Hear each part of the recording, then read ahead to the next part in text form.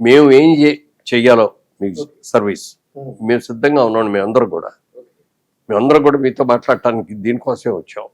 మీరు మాకు ఏ బాధ్యత చెప్తే ఆ బాధ్యత చేయడానికి మేము సిద్ధంగా ఉన్నామండి అంటే ఆయన ఒకటే మాట అన్నారు, బ్రదర్ మీరు ఎవరు ఇప్పుడు రావద్దు, నేను అన్నిటికీ తెగించి వచ్చాను.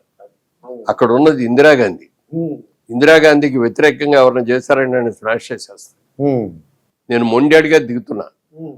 సక్సెస్ అయినా నాదే అవ్వాలి, ఫెయిల్ అయినా నేనే నష్టపోవాలి తప్ప నాతో వచ్చి మీరెవరూ నష్టపోకూడదు, ఇబ్బంది పడకూడదు. ఎందుకంటే నేను సక్సెస్ కాకపోతే మీ అందరి మీద కూడా ఇన్కమ్ ట్యాక్స్ రైట్లు జరగవచ్చు, ఇది జరగవచ్చు, అది అని చెప్పారు. మీరు వద్దు, పోనండి అలాగేనండి మానేస్తాం, ఏదైనా అవసరం ఉన్నప్పుడు పిలవండి సార్ అని. ఆయన శ్రీకాకుళంలోనూ ఎక్కడో ఇది చేస్తున్నప్పుడు ఇందిరాగాంధీ గారు ఇక్కడికి వచ్చి తెలుసుకుంది. అంతకుముందు ఆయన చాలా తేలికే చెప్తారు కాంగ్రెస్ వాళ్ళందరూ, ఏముండదండి మొహానికి రంగు వేసుకుని ఇచ్చేవాడు వాడికి ఎవరు ఇస్తారండి, కాంగ్రెస్ ఇక్కడ మన ఇది అని చెప్పాడు. తిరుపతిలో మీటింగ్, పబ్లిక్ మీటింగ్, ఇంచుమించుగా అదే రోజు ఎన్టీఆర్ కూడదు అక్కడ మీటింగ్. ఆయన సరే బయట అవుట్స్కట్స్ ఏమో ఆపేశారు. ఇందిరాగాంధీ గారి స్పీచ్ జరుగుతుందంటే అది అయ్యే వరకు మీరు వెళ్ళటానికి వెళ్ళాడు. మరి అక్కడే ఉన్నాడు కొంతసేపు. ఈ లోపల న్యూస్ వచ్చేసింది ఆయన అక్కడ ఉన్నాడండి. అక్కడి నుంచే మీటింగ్ చెప్పేస్తాం మొదలెట్టాడు ఆయన. ఇక్కడ వేల మంది లక్షల మంది ఇక్కడ ఉన్నాళ్ళు. ఇందిరాగాంధీ ఒక్కసారిగా లేచి ఎన్టీఆర్ వచ్చాడు, అందరు లేచి వెళ్ళిపోతారు. ఏంటి ఏమైంది వీళ్ళందరూ వెళ్ళిపోతారు ఏంటంటే ఎన్టీఆర్ వచ్చాడండి అందుకని వెళ్ళిపోతారు. అప్పుడు తెలిసిందండి ఇందిరాగాంధీ ఎన్టీఆర్ జనం ఎంత అతని కోసం ఎగబడుతున్నారు అని చెప్పి వెంటనే ఎలక్షన్స్ పెట్టేసి, అప్పటికి ఇంకా ఈయన ఎవరిని పెట్టాలి, ఎవరు ఎమ్మెల్యే, ఇది ఏమిటి ఆ సైడ్ అసలు వర్క్ చేయాలి. వెంటనే ఎలక్షన్ చెడు మళ్ళీ వెళ్ళాం మేమందరం వెళ్ళి, ఏమంటే సడన్ గా ఎలక్షన్ చేశారు, తెలంగాణ మీరు తిరగలేదు, రాయలసీమ తిరిగారు, ఉత్తరాంధ్రప్రదేశ్ తిరిగారు, అన్ని తిరిగారు కానీ తెలంగాణ తిరగలేదు, మీరు కనుక అనుమతిస్తే మేము వెళ్ళి తెలంగాణ తిరుగుతున్నాం ఉండే. అప్పుడు కూడా వద్దు బ్రదర్ ఎవరు రావద్దు అంటే మీరేమైనా ఇబ్బంది పడతారు, అంతకంటే మేము ఇబ్బంది పడతాం. అంతకంటే నేను మొండాడిని, నేను తన్నిడికి దిగి వచ్చి ఇచ్చాను, మీరు రావద్దు, అనవసరంగా ఇబ్బంది పడిపోతారు, మీరు రావద్దు అన్నాడు. అన్న తర్వాత అప్పుడు సరిగ్గా ఇవాళ రామోజీరావు గురించి కూడా ఈ విధంలో చాలా చెప్పుకోవాలి. ఒక ఎన్టీ రామారావు లాంటి ఒక వ్యక్తి వస్తే తప్ప ఈ రాజకీయాన్ని మార్చలేరు. ఆంధ్రప్రదేశ్ కూడా కాంగ్రెస్ సానువాయితీని మార్చాలి. ఎందుకంటే మనం ఓట్లేసి గెలిపించుకున్న మన వ్యక్తులు మన ముఖ్యమంత్రిని ఎదుర్కోలాట లేకుండా అక్కడి నుంచి కేంద్రం నుంచి సీల్డ్ కవర్లో ఎవరి పేరు వస్తే వాళ్ళు ముఖ్యమంత్రి. అవును, ఏది కావాలన్నా అక్కడికి వెళ్ళి పర్మిషన్ తర్వాత 6 నెలలకు ఒకసారి సంవత్సరం ఒకసారి మారిపోవటాలు ఇవన్నీ అని చెప్పి ఎంజాయ్ చేశాడు. అప్పుడు రామోజీరావు వర్కౌట్ చేశాడు ఈయన వచ్చే లోపల ఇలాంటివి జరుగుద్దని ఆయన ముందే ఊహించి ఆయనకున్న నెట్వర్క్ లో ఏ ఊళ్ళో ఏ కాన్స్టిట్యున్సీ లో ఎవరైతే బాగుంటారు, వ్యతిరేకత లేకుండా ఉన్నది ఎవరు, నీతిగా నిజాయితీగా ఉన్న వాళ్ళు ఎవరు, చదువుకున్న వాళ్ళు ఎవరు, డాక్టర్లు, లాయర్లు, ఇలాంటి వాళ్ళని చెప్పి 1, 2, 3 ప్రతి చోట first priority, second priority, third priority అని పేర్లు రాసేసి మొత్తం తీసుకొచ్చి ఇచ్చాడు. ఇప్పుడు ఏలూరులో చెన్నకేశ్వర రంగారావు గారు డాక్టర్ అదే చెప్తున్నా, అందరూ డాక్టర్ని లాయర్ని బాగా చదువుకో. ఆయన ఒకటే చెప్పాడు, బ్రదర్ మనం మామూలుగా రెగ్యులర్గా ఉండే రాజకీయ నాయకులు ఇవ్వట్లేదు, మనం ఫ్రెష్ క్యాండిడేట్స్కి ఇద్దాం, చదువుకున్న వాళ్ళు, బాగా చదువుకున్న వాళ్ళు, నీతివంతులు, నిజాయితీ పట్లకి ఇద్దామని చెప్పారంటే ఇది తీసి ఇచ్చే తర్వాత ఆయనతో కన్సల్ట్ చేసి మీరు ఇక్కడ ఉండండి, ఇవన్నీ మీరే ఉండాలి, నేను చెప్తాను అని చెప్పి సెలెక్ట్ చేసి చూస్తున్నారు. అప్పుడు ఇద్దరు కలిసి కూర్చొని ఇంకా 2-3 వచ్చి కూర్చొని అందరు కలిసి సెలెక్ట్ చేసి మంచి క్యాండిడేట్ పెట్టారు. అద్భుతంగా గెలిచి వచ్చాడు.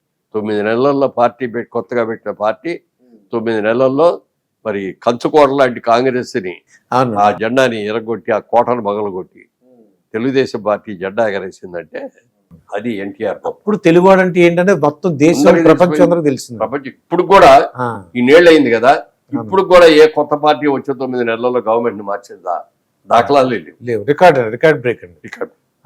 జగన్మోహన్ రెడ్డి గారు అండి సినిమా ఫీల్డ్ కూడా కొద్దిగా ఇబ్బంది పెట్టారండి. 10 రూపాయలు, 15 రూపాయలు చాలా ఇబ్బందులు పెట్టారండి. 5 రూపాయలు టికెట్ అండి, 5 రూపాయలు జోక్స్ అనమాట. టికెట్లు అంటే ఇప్పుడు మేము చేసే వ్యాపారం టికెట్ ఎంత కావాలని మేము నిర్ణయిస్తాం, మీరెవరు నిర్ణయించడానికి? గవర్నమెంట్ నిర్ణయించడానికి గవర్నమెంట్కి ఏ అధికారం ఉందండి? ఇప్పుడు ఉంది వాటర్ బాటిల్ ఉంది, ఇదిగో ఈ వాటర్ బాటిల్ ఉంది, ఇదేదో కంపెనీ, ఇది వాడే చేస్తాడు, బాటిల్ మందే, ఈ మూతా మందే, ఇందులో ఉన్న నీళ్లు మనయే, పనిచేసింది మనాడే. కానీ ఈ లేబుల్ ఉన్నందుకు ఈ లేబుల్ వాడు బాటిల్కి ఇంత అని తీసుకుంటాడు. ఈ బాటిల్కి ప్రైస్ ఎంత అని చెప్పాడు, ముద్ర కొట్టే అమ్ముతున్నాడు. ఏమయ్యా సగం ధరకు ఇవ్వయ్యా మనం రూపాయి తగ్గించమని అడిగితే ఇవ్వడు. తను తయారు చేసిన దాన్ని ఎంత డిమాండ్ చేసి మన దగ్గర తీసుకునేటప్పుడు మనం కష్టపడి సంపాదించింది నిన్ను మనం పండించిన రైతులు మనం పండించి ఎంత కష్టపడితే రైతులు పండిస్తున్నారు పంటని, మా ధర ఇది అని ఎవరన్నా అనగలిగాము? అనలేకపోయాం. అందుకని ఇవన్నీ మనం అనాలంటే మన గవర్నమెంట్ రావాలి అనుకున్నారు, చేశారు. చాలా కొత్త ఇవన్నీ చాలా కొత్త విషయాలు చేశాడు. మరి 5 రూపాయలు లాంటి ఆంధ్రదేశంలో అన్నమో రామచంద్ర అనే మాట వినపడకూడదు. ప్రతి పేదవాడు కూడా కడుపు నిండా అన్నం తినాలి, 2 పూట్ల కూడా 3 పూట్ల కూడా. అలాగే బట్టలు చక్కగా సగం ధరకి బట్టలు ఇచ్చేసి అందరు కూడా బట్టలు, ఆడాళ్ళు గారు మొగాళ్ళు గారు మంచి బట్టలు. బియ్యం 2 రూపాయలు కానీ ఇచ్చాడు. 2 రూపాయలు అండి. అది ఇవన్నీ కూడా ఈ సంస్కరణలన్నీ చేసింది ఎన్టీ రామారావు. అలా చేసి బ్రహ్మాండంగా చేసి జగన్మోహన్ రెడ్డి గారి సినిమాల విషయంలో అలాగే స్కూల్స్ కూడా అండి 10,000, 12,000, 15,000 తీసుకున్నారు. పెద్ద కొన్ని కోట్లు పెట్టి కట్టిన స్కూల్ మిమ్మల్ని ఎవరు కట్టమన్నారట అని అన్నారటండి. మిమ్మల్ని ఎవరు కట్టమన్నారు? చాలా చేశారు అట్లాంటి. 10,000, 12,000, 15,000 తీసుకోవాలి. ఇది జరిగిందేలేండి. ఏం చెప్పుకుంటా రోడ్లు బాధ అనిపిస్తుంటది. చిరంజీవి గారు వెళ్ళారు మొత్తం చెప్తారు. మొత్తం వెళ్ళినప్పుడు శుభ్రంగా బాగా రిసీవ్ చేసుకున్నారు. కారు పొట్టుకోలు ఆగగానే జగన్మోహన్ రెడ్డి గారు ఆయన భార్య ఇద్దరు కలిసి రిసీవ్ చేసుకున్నారు. ఆ కారిడార్ లోపలికి రాగానే ఆయనకి షాల్ కప్పి దండదేసి చాలా గౌరవంగా తీసుకెళ్ళారు. మొదటిసారి వెరీ గుడ్. అందరం బాగుంది అనుకున్నాం. లోపలికి వెళ్ళిన తర్వాత అందరూ తర సార్ ఇండస్ట్రీ అందరూ కలిసి రావటం మాకు ఆనవాయితీ అండి. ఏ ముఖ్యమంత్రి వచ్చినా ఇండస్ట్రీ ఉన్న హీరోలు అందరూ కలిసి వస్తూ ఉంటాం. మరి ఇప్పుడు దాకా మీరేమో మాకు డేట్ ఇవ్వలేదు, అందుకని మేము రాలేకపోయాం. మేము మా ఇండస్ట్రీకి సంబంధించి కూడా కొన్ని సమస్యలు ఉన్నాయి. మా హీరోలు అందరూ కలిసి వస్తాం, నిర్మాతలు ముఖ్యమైన నిర్మాతలు కలిసి వస్తాం, మీరు టైం ఇస్తాడు పలానా రోజు అని ఇది ఇచ్చాడు. ఆ రోజున అందరిని తీసుకొని వెళ్ళాడు ఆయన నాయకత్వంలో. వెళ్తే కాంపౌండ్ అవతల లోపలికి కారు వెళ్ళదండి. జగన్మోహన్ రెడ్డి గారు కారే తప్ప బయట కారు ఎవరు రావడానికి లేదు, మీరు ఇక్కడే బయట ఆపేసేసి నడిచాలండి అనగానే ఇన్సల్ట్ చేశారంటే ఫీలింగ్ వచ్చేసింది. కానీ ఎవరికాళ్ళు లోపల నడుచుకొని పదా మనం వాడు చెప్పినట్టు వెళ్ళాలి తప్ప మనం అన్నాడు కదా అట్లాగే అన్ని వచ్చాడు. వచ్చిన తర్వాత ఇంట్లోకి వచ్చేటప్పుడు రిసీవ్ చేసుకోవాలి కదా, ఎంతమంది వచ్చినప్పుడు రాలా. వీళ్ళందరూ తీసుకెళ్ళి ఇది ఈ రూమ్లో కూర్చోబెట్టారు. కూర్చోబెట్టిన తర్వాత అరగంటకో గంటకో వచ్చాడు. ఇప్పుడు లోపల ఏమైనా రాజకాలు చేస్తారంటే ఏమైనా జోకులు వేసి ఎవరెవరితోనో మాట్లాడతాడు, ఉట్టి కబుర్లు అనమాట. అంటే వీళ్ళకి వెయిట్ చేయించాలి. అది చెప్పండి ఏంటి వచ్చిన మరి అంటాడు.